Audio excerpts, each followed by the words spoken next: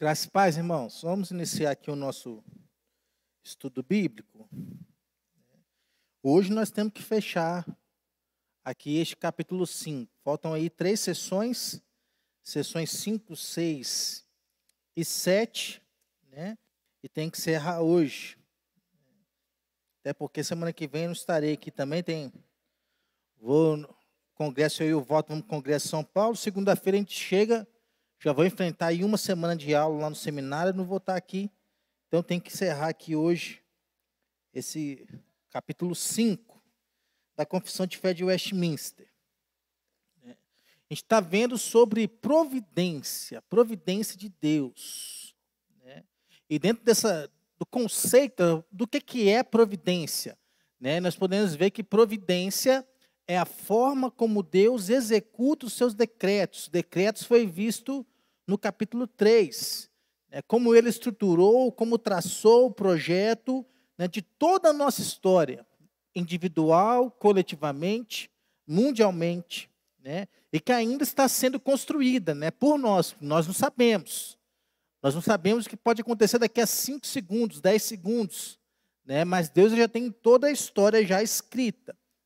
E quando nós falamos de providência, falamos do governo de Deus, que não está dissociado de quem Ele é.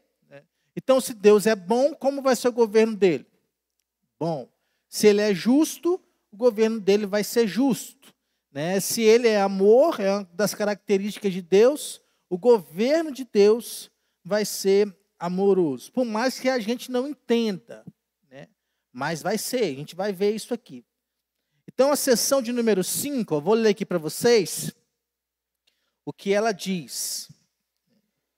O muito sábio, justo e gracioso Deus, muitas vezes deixa por algum tempo seus filhos entregue a muitas tentações e à corrupção dos seus próprios corações, para castigá-los pelos seus pecados anteriores, ou fazê-los conhecer o poder oculto da corrupção e dolo dos seus corações, a fim de que eles sejam humilhados, para animá-los a dependerem mais íntima e constantemente do apoio dele, e torná-los mais vigilantes contra todas as futuras ocasiões de pecar, para vários outros fins justos e santos. Vamos ver um exemplo bíblico aqui, 2 Crônicas, capítulo 32.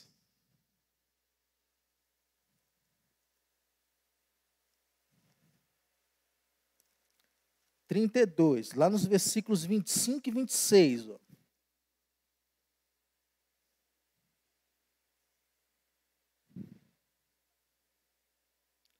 Olha só. Vou ler do 24, para poder cercar tudo. Naqueles dias, adoeceu Ezequias mortalmente. Então, qual que era o destino de Ezequias? A morte. Então, orou ao Senhor, que lhe falou e lhe deu um sinal. Mas não correspondeu Ezequias aos benefícios que lhe foram feitos, pois o seu coração se exaltou, pelo que houve ira contra ele e contra Judá e Jerusalém.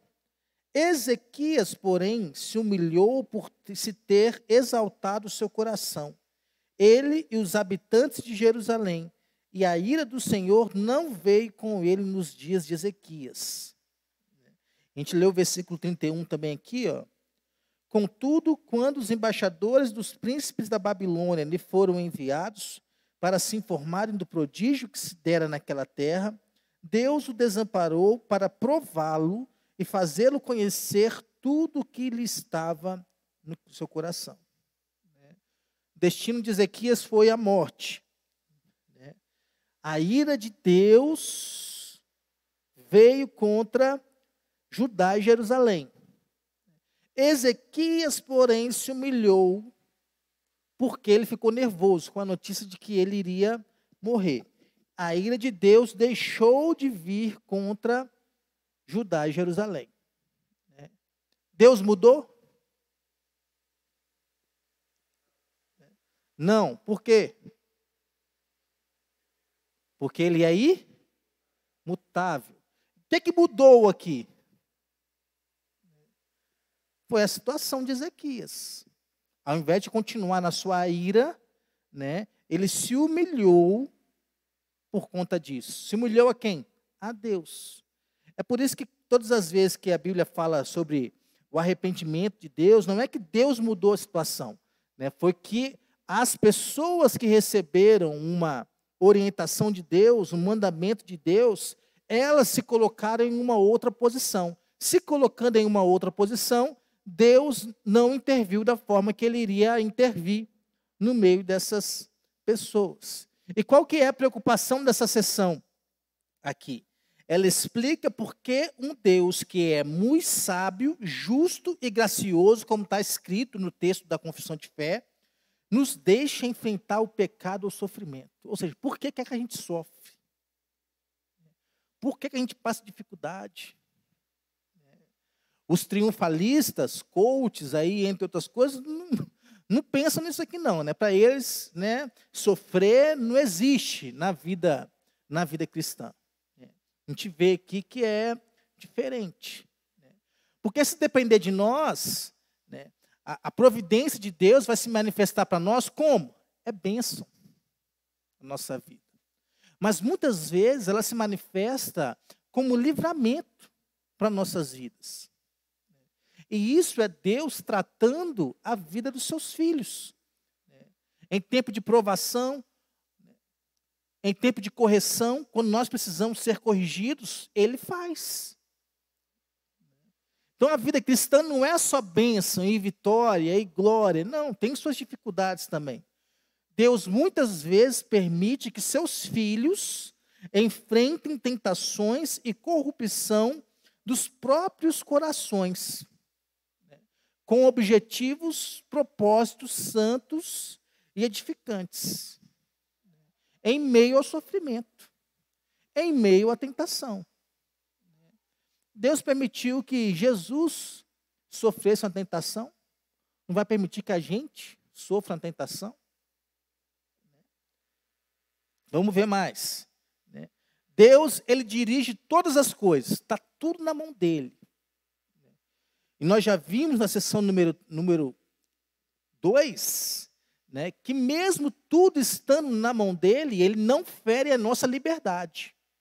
Nós fazemos escolhas, nós compramos coisas, nós casamos, entre inúmeras outras coisas. Isso é a nossa liberdade, que é diferente de arbítrio. Arbítrio é uma coisa, liberdade é outra. Né? E Ele vai dirigindo todas as coisas através de diferentes meios. Nós falamos sobre os milagres aqui semana passada, né? Que a gente só quer ver milagre em ver perna crescendo, né? Em ver surdo ouvindo, em ver cego enxergando, né? Mas os milagres acontecem nas pequenas coisas da vida. E Deus não está preso a nada. Ele pode operar através de meios, contra os meios, acima dos meios. Ele é Deus. Não tem limite para Deus. E Ele usa diferentes meios para operar seus sábios propósitos e até mesmo pecado para poder realizar a sua vontade. Olha só que coisa linda. Como que Ele faz isso? Deus permite que a gente sofra a tentação, que a gente lute contra o pecado. O pecado é permissão de Deus na nossa vida. Mas não é para sempre. É por um tempo indeterminado. Nós só podemos sofrer por vários pecados, né? Mas é por tempo indeterminado. Nós vamos entender isso aqui. Né? Isso faz de Deus o autor do pecado? Nós já vimos que não. Ele permite essas coisas para fazer o quê? Moldar a nossa vida, moldar o nosso caráter, fortalecer a nossa fé.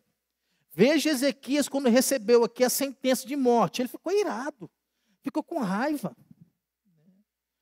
Acho que nós iríamos ficar também. Mas depois ele se humilhou perante o Senhor. Porque ele ficou com raiva. Mudou a postura. Molda o nosso caráter, fortalece a nossa fé. Nós enfrentamos várias tentações, irmãos, várias lutas internas. Cada uma tem as suas. Talvez a minha luta não seja igual a de vocês. Talvez cada um aqui tenha uma luta diferente que não seja igual, mas todos nós enfrentamos lutas. Isso faz parte do processo de santificação. Para nos mostrar que nós somos totalmente dependentes de Deus. Quer ver? Vamos ver o exemplo bíblico. 2 Samuel, capítulo 12.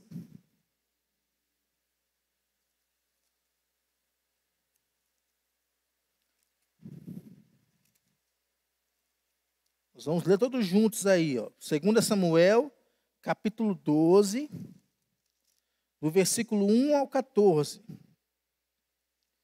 Eu vou ler os ímpares e vocês leem os pares bem forte, para mostrar que vocês estão acordados. Vamos lá? O Senhor enviou Natã a Davi. Chegando Natã a Davi, disse-lhe: havia numa cidade 2 homens, um rico e outro pobre, os irmãos. Mas o pobre não tinha coisa nenhuma, senão uma cordeirinha que comprara e criara, que em sua casa crescera, junto com seus filhos, comia do seu bocado e do seu copo bebia, dormia nos seus braços e a tinha como filha.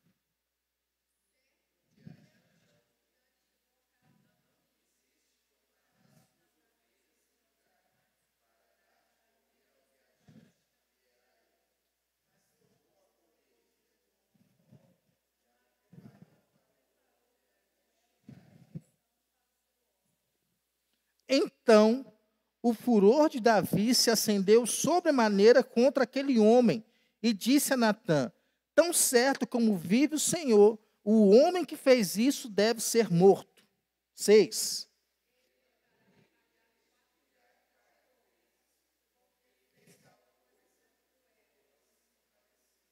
Então disse Natã a Davi: tu és o homem. Assim diz o Senhor, Deus de Israel: eu te ungi rei sobre Israel, e eu te livrei das mãos de Saul.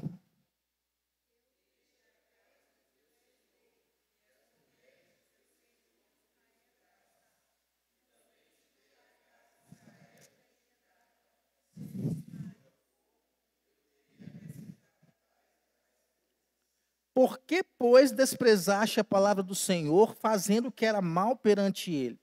A Urias, o heteu, feriste a espada, e a sua mulher tomaste por mulher, depois de o matar com a espada dos filhos de Amon.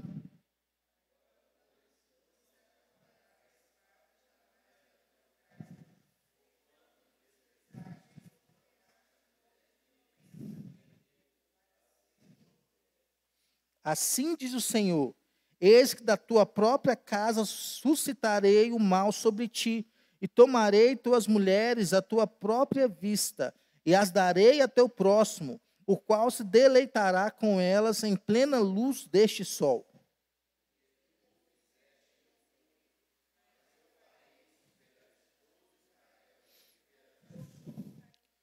Então disse Davi a Natã: pequei contra o Senhor. Disse Natã a Davi: também o Senhor te perdoou o teu pecado, não morrerás.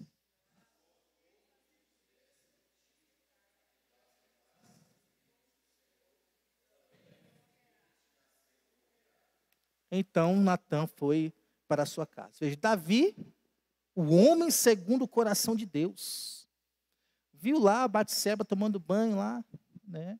Quis se aproveitar da situação, se aproveitou da situação daquela mulher que era casada. Deus permitiu isso. Mas Deus também permitiu que Davi enfrentasse consequências do seu pecado. Com qual propósito? Corrigi-lo.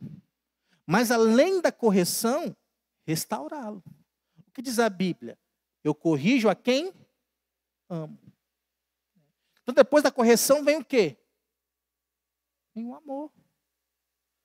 Não tem, né, só correção. A vida cristã, ela não é só correção. Por isso que muitas pessoas, eles, né, enxergam a disciplina bíblica de uma forma diferente. Não, é só disciplinar.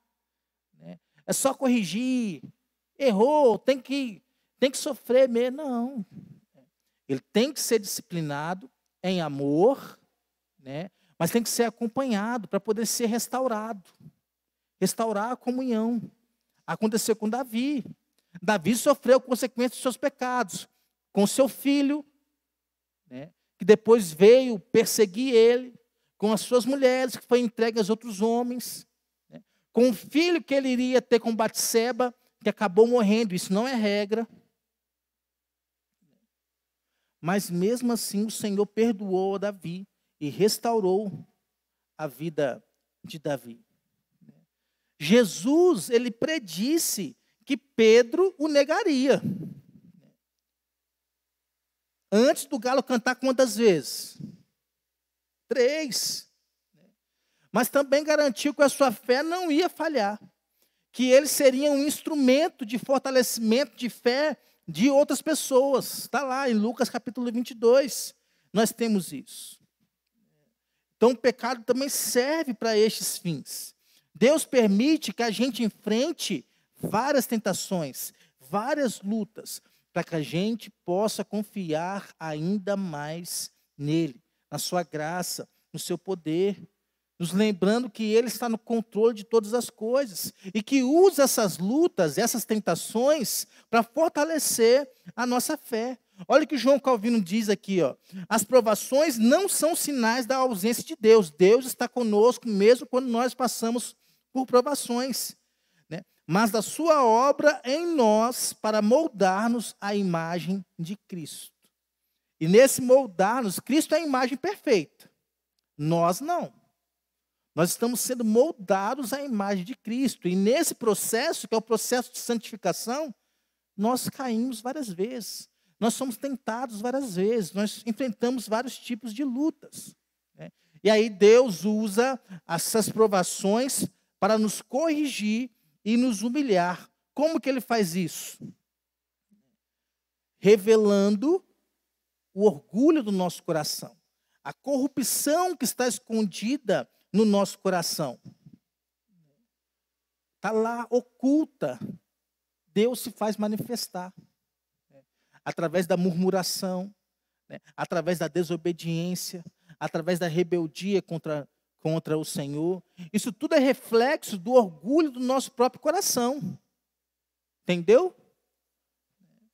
Então a disciplina de Deus, ela é um ato de amor, não de punição, não de destruição. Acima de tudo está o quê? O amor. Se nós não tivermos o amor, até mesmo dentro da disciplina, não serve para nada. Não serve para nada. Talvez você conheça alguém que foi disciplinado pela igreja um dia na sua vida, né? E a igreja nem aí para essa pessoa. Nem aí para ela. A disciplina para essa pessoa não serviu para nada. Talvez você conheça alguém que foi se oferecer, dado uma disciplina para ela e ela não aceitou. Ela apenas revelou aquilo que estava dentro do seu coração. A corrupção do seu coração. O orgulho do seu coração. Por exemplo, Deus permitiu que Jonas enfrentasse uma tempestade. Porque ele tinha que ir para onde, Jonas? Nínive. Ele foi para onde? Para Tarsis. Tentou, né? Começa por aí a desobediência. Foi lá, né? Entrou num barco. O barco ali enfrentou uma grande tempestade. Ele caiu, foi engolido por um grande peixe. Depois foi vomitado na beira do mar. Isso tudo para acontecer o quê? Quebrar o orgulho de Jonas. A forma como ele foi desobediente. Depois, o Senhor permite lá que ele veja uma flor linda nascer dentro de um calor escaldante. Viu nascer, Deus foi lá e murchou a flor. Como que ele ficou? Irado, com raiva de Deus, porque a flor, né, que tinha nascido tão bela, murchou e morreu. O que o Senhor respondeu a ele? Você tem compaixão dessa flor que está murcha e morta. mas não tem compaixão dos ninivitas que estão lá com os seus pecados, desobedecendo ao Senhor. O Senhor revelou o orgulho do coração de Jonas. Vamos abrir lá em Deuteronômio capítulo 8, por exemplo. Deuteronômio capítulo 8.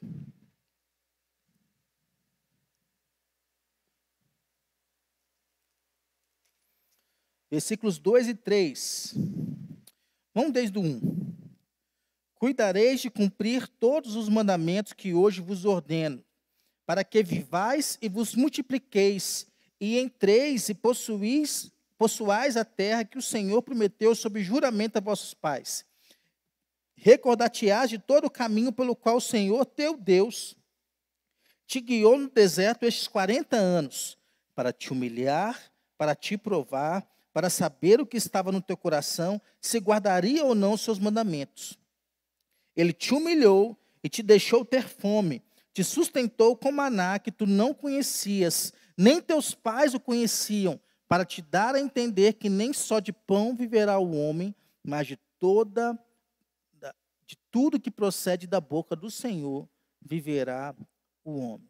Deus permitiu que Israel enfrentasse tudo isso para que eles confiassem no Senhor. Mesmo assim, várias vezes a Bíblia diz, povo de duro coração, povo rebelde contra o Senhor. E Deus lá cuidando deles. E eles não conseguiam enxergar esse cuidado de Deus. O que Paulo tinha na sua vida que assim, o maltratava muito? Era um espinho na carne. Os teólogos ainda não bateram o martelo do que seria este espinho na carne. E ele orou por 3 vezes para que Deus tirasse esse espinho da carne dele. Qual foi a resposta do Senhor? A minha graça te basta. Isso mostrava o que para Paulo? Para manter ele humilde, dependente da graça divina. No final de tudo, em todas as coisas, a graça do Senhor nos basta. Olha só, Deus usa a tentação e o pecado para tornar os seus filhos mais vigilantes. O quê? Se eu fiz, eu tenho que me tornar mais vigilante para não fazer novamente. Após cair em pecado e enfrentar tentações severas, o crente ele passa a vigiar mais atentamente as ocasiões de pecado. Fugir deles para buscar ajuda de Deus. Veja Pedro, ele negou a Cristo, mas depois de negar a Cristo, tornou-se mais vigilante, mais humilde no seu ministério. Foi cuidar do povo de Deus. Veja Davi, que nós lemos aqui em 2 Samuel. Ele se tornou um homem mais humilde, mais quebrantado diante de Deus. Depois que o seu pecado foi ali levantado através de Natã, depois que ele mesmo confessou o seu próprio pecado. Veja o povo de Israel após o cativeiro babilônico. Tornou-se mais vigilante em guardar a lei de Deus, em cumprir os mandamentos de Deus. É como dizem por aí, né? Errar uma vez é o quê? Humano. 2 vezes é burrice. Né? Mas a gente mesmo assim erra 2, erra 3. Né? Mas a 2ª, 3ª vez a gente até vigia mais. Né? Para não cometer o mesmo erro. As quedas e as tentações devem nos ensinar a depender mais de Deus e a nos manter vigilantes no pecado. E a confissão também fala aqui, né, que Deus expõe seus filhos à tentação e à decadência espiritual de seus corações, com qual propósito? A fim de animá-los a dependerem mais íntima e constantemente do apoio dele e torná-los mais vigilantes contra as futuras ocasiões de pecar. Então, até com o nosso pecado, como diz a confissão, Deus tem, né, fins justos e santos. Tem coisa que só Ele conhece. A gente não vai entender nunca. Mas tem o fim justo e santo, como diz Romanos. Todas as coisas que operam para o bem daqueles que amam a Deus, são chamados segundo o seu propósito. Chegamos na seção 6. Vou ler aqui para vocês. Olha só. Quanto àqueles homens malvados e ímpios, que Deus, como justo juiz, cega e endurece em razão de pecados anteriores, ele somente lhes recusa a graça pela qual poderiam ser iluminados em seus entendimentos e movidos em seus corações, mas às vezes tira os dons que já possuíam e os expõe a objetos que a sua corrupção torna ocasiões de pecados. Além disso, os entrega às suas próprias paixões, às tentações do mundo e ao poder de Satanás. Assim acontece que eles se endurecem sobre as influências dos meios que Deus emprega para o abrandamento dos outros. O que isso quer significar? Vamos abrir aí Romanos 1, por exemplo, para a gente poder ter o exemplo disso. Romanos 1.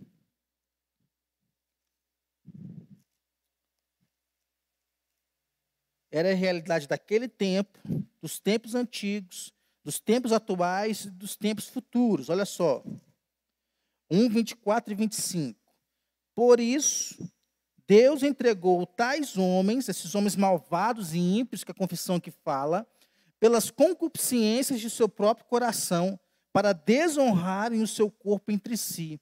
Pois eles mudaram a verdade de Deus em mentira, adorando e servindo a criatura em lugar do Criador, o qual é bendito eternamente. Né? Isso se manifesta até no dia de hoje, né? Para o mundo aí, que dia que é hoje? Dia da mentira, né? Aqui, ó. Né? O que é que nós vamos ver aqui? Ó? Deus pode operar o mal para o bem.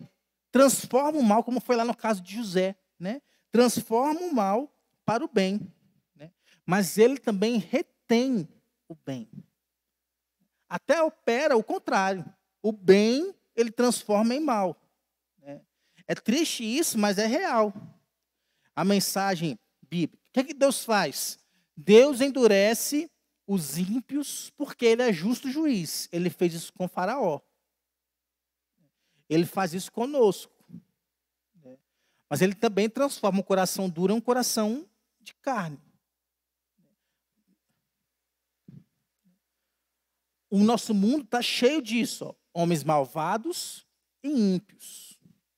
E Deus vai julgar todos eles por pecados já cometidos. Todos vão passar pelo julgamento de Deus. Nós já vimos isso aqui em Apocalipse, nos domingos pela manhã. Né? E ele vai fazendo isso, ele vai cegando, ele vai endurecendo o coração do homem, né? Como parte do seu julgamento. O julgamento de Faraó acabou aonde? No Mar Vermelho. Eles, todos os seus cavaleiros que estavam com ele. Consequência dos seus próprios pecados. Todo pecado ele tem consequência. Nem a confissão, nem a Bíblia nos dá essa ideia de pecadinho, pecadão, né? O que nós temos são consequências menos graves e consequências mais graves do pecado. Todo pecado ele tem uma consequência e Deus nos mostra isso. Ele cega e endurece essas pessoas para os seus propósitos. Porque dentro do nosso mundo, né, o universalismo não funciona. Há pessoas no nosso mundo que desprezam o conhecimento de Deus. É por isso que Deus entrega a eles as suas próprias vidas. Você quer viver do seu jeito, meu filho? Vai, vive. Vive. Só que o jeito do homem não é nunca melhor do que o jeito de Deus. Né? E qual que é o resultado disso? Deus entregou eles a uma disposição mental reprovável.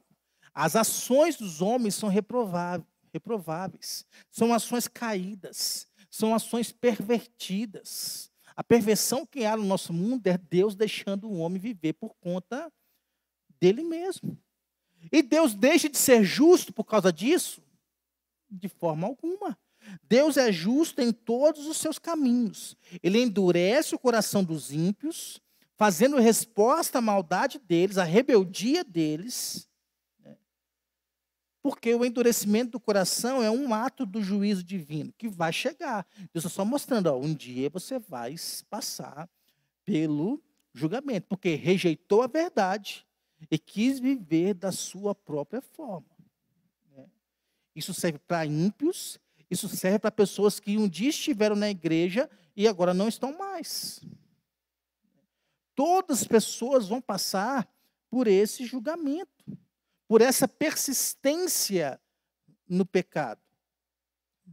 Aquele que rejeita repetidamente a verdade de Deus, como que ele está vivendo? É um estado de cegueira, é um estado de rebeldia. O pastor puritano chamado John Owen, que ele diz, ó, Deus, em sua justiça, permite que aqueles que desprezam sua graça colham os frutos amargos de sua própria rebeldia. Quer ver? Veja lá o filho pródigo. O que ele fez? Deus deixou ele. Vai. Você quer a sua herança? Toma. Vai ver sua vida. Foi lá, gastou, farra, né, bebidas e entre muitas coisas. Aonde que ele foi parar? No lamaçal. Comendo com porco.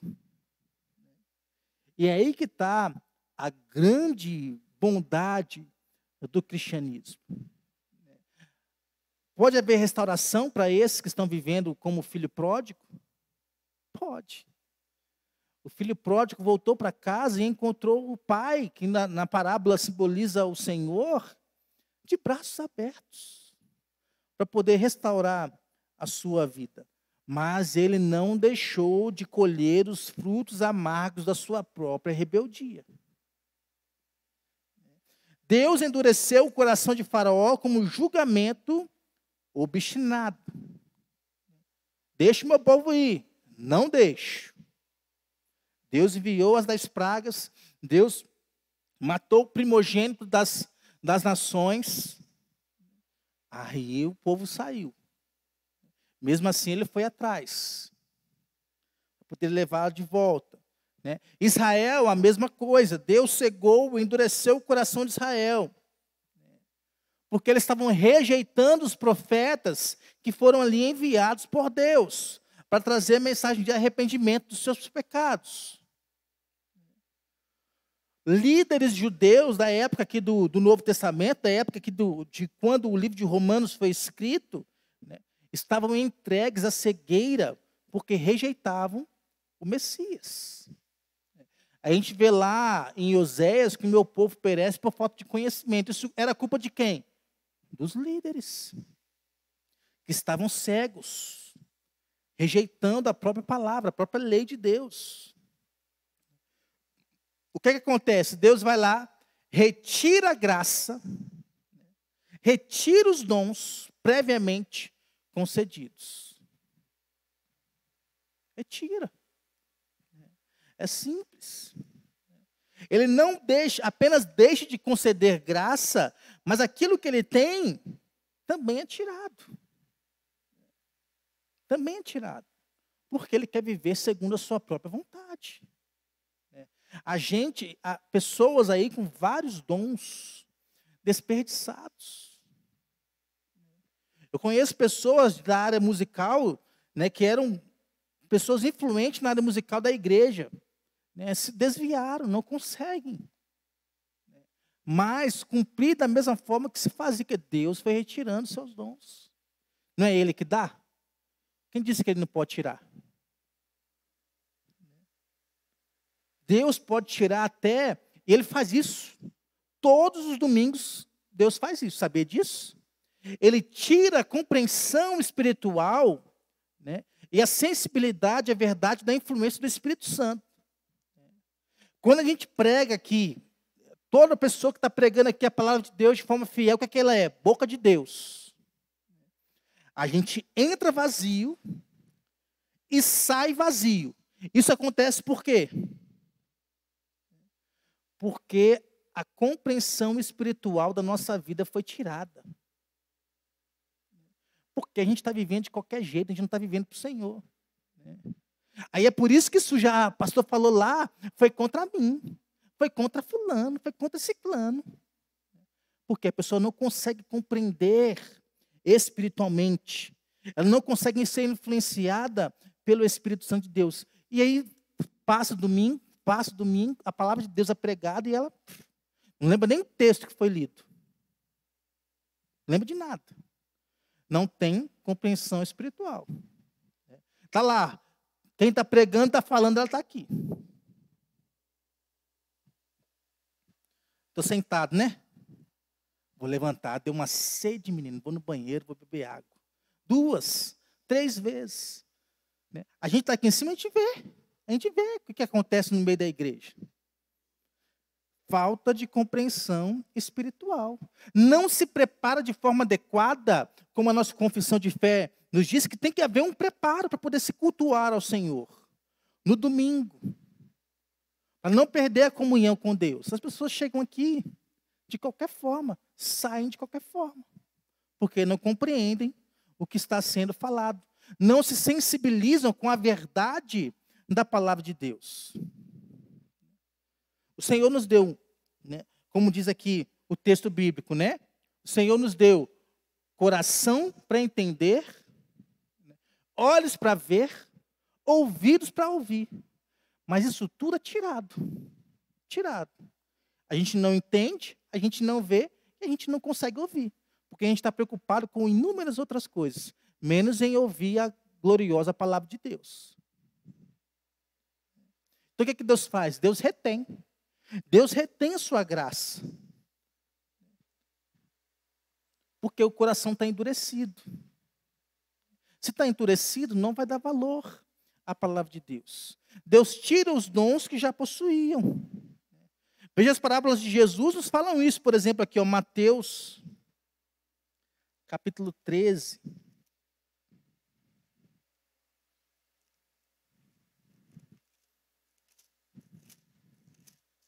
Versículo 12, ó. Pois ao que tem se lhe dará, e terá em abundância. Mas o que não tem, até o que tem lhe será tirado. Olha o capítulo 25, ó, versículo 29 de Mateus. Aquilo era uma parábola. Vamos ver aqui, ó. Mateus capítulo 25, versículo 29.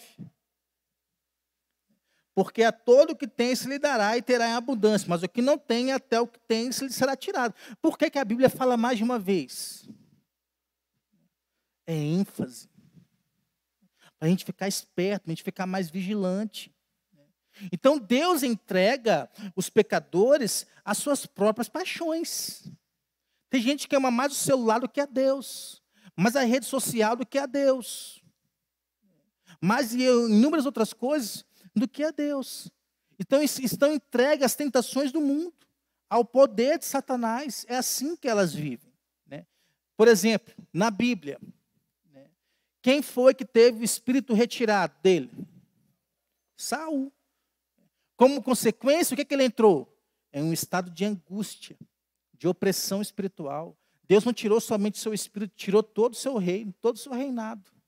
E deu a Davi, que não era perfeito também. Quem foi que teve toda a sua força retirada? Sansão. Por que ele teve a sua força retirada? Porque desobedeceu. Profanou o seu voto de Nazireu que tinha feito, que tinha sido feito. Deus foi lá, tirou a força dele. Antes de morrer, ele fez uma última oração. Que a força volte. Voltou, morreu todo mundo. Quem foi entregue o seu próprio coração por conta de dinheiro? Judas. Isso causou sua morte, causou a sua destruição. Então, até perder os dons de Deus é um sinal do julgamento divino. O que a gente deve fazer? Valorizar as bênçãos que recebemos. Permanecer vigilantes. Obedecer a Deus. O teólogo Martin Lloyd Jones, olha o que ele diz aqui, ó. Deus é livre para conceder ou retirar seus dons, e o faz de acordo com seus propósitos eternos. Para todas as coisas há um propósito. E aí, depois de tirar a graça, de tirar os dons, o que Deus faz? Deus expõe esses ímpios a ocasiões de pecado. Não os força a pecar, porque não quebra a sua liberdade, mas permite que eles sigam os seus próprios desejos pecaminosos, os seus desejos corruptos. Veja no caso lá de Faraó. Deus foi enviando uma praga atrás de praga e o coração de Faraó ele foi ficando mais endurecido. Cada vez mais. Veja Acabe. Deus permitiu que um espírito mentiroso enganasse Acabe, para que ele fosse à batalha. Por mais que ele estivesse todo protegido lá, todo de armadura, né, a flecha, né, foi no único lugarzinho que tinha lá para pegar. Pegou. Morreu. Jesus, o que eles faziam com os fariseus? Os fariseus confrontavam a Jesus, né? Jesus ia lá, respondia a eles, e ainda dizia, vocês nunca leram isso na lei, não? Ou seja, vocês nunca leram isso na Bíblia, não? Mas o que eles fizeram? Rejeitaram todo o ensinamento de Jesus. O homem vivendo segundo a sua própria vontade. Quando Deus permite que o ímpio enfrente ocasiões de pecado, né, isso não é que Deus é ruim. Isso revela o verdadeiro estado do coração do homem. Que a nossa confissão, né, vai dizer que o homem, depois da queda, está em um estado de culpa e miséria. O que tira o homem desse estado de culpa e miséria é o Senhor Jesus Cristo.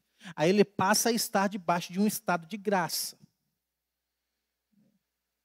Luiz Berkhoff, que foi um dos grandes teólogos aí, também já falecido, que ele disse, ó, Deus, em sua justiça, permite que o pecador, ao rejeitar a graça, revele a verdadeira natureza de seu coração corrupto.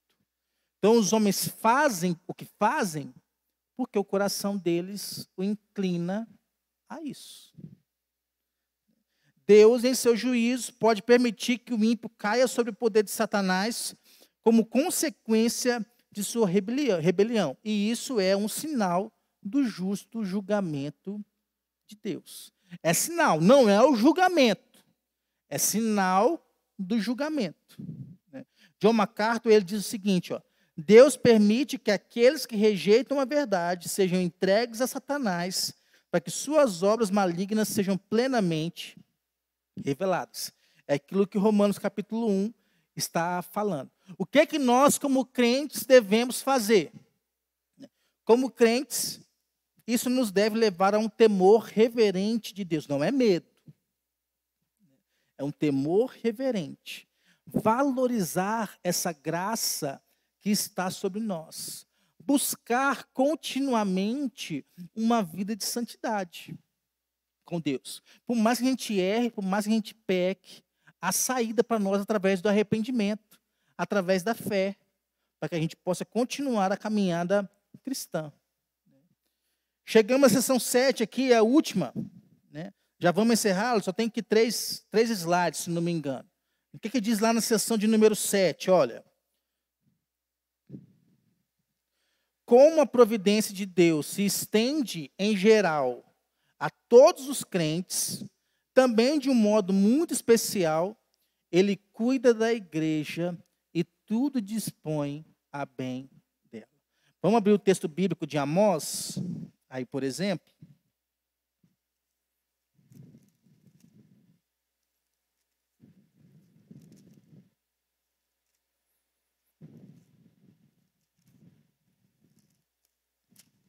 Amós capítulo 9.